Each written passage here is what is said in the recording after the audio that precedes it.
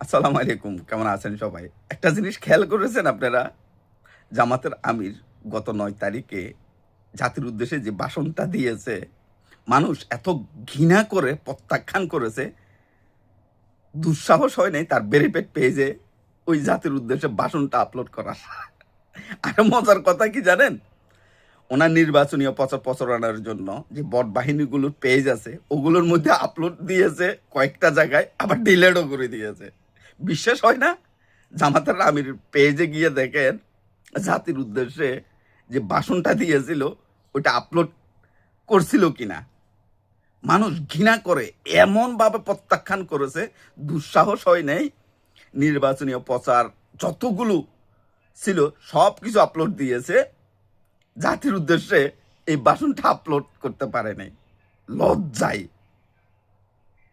কারণ ওই ভাষণটা ছিল এমনভাবে মনে হচ্ছে ছোট একটা বাচ্চাকে টেবিলে বসিয়ে দিয়েছে স্যারে, আর সামনে একটা খাতা লিখে দিয়েছে যে রিডিং পড়ো।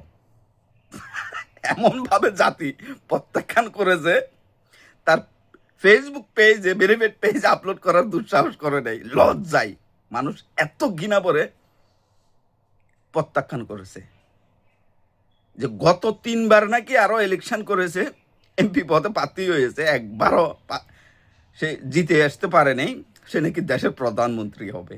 ছি, লজ্জা, লজ্জায় লজ্জা। বিশেষ হয় না, যাই গিয়ে দেখেন জামাতের আমিরের পেজে জাতির উদ্দেশ্যে ওই ভাষণটা আপলোড করছিল কিনা। সে নাকি দেশের প্রধানমন্ত্রী হবে।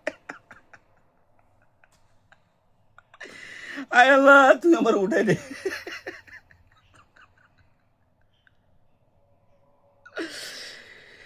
১২ তারিখ সারাদিন দানের শীষে ভোট দিন, এইসব ধর্ম ব্যবসায়ী মোনাফিকদের রুখে দিন।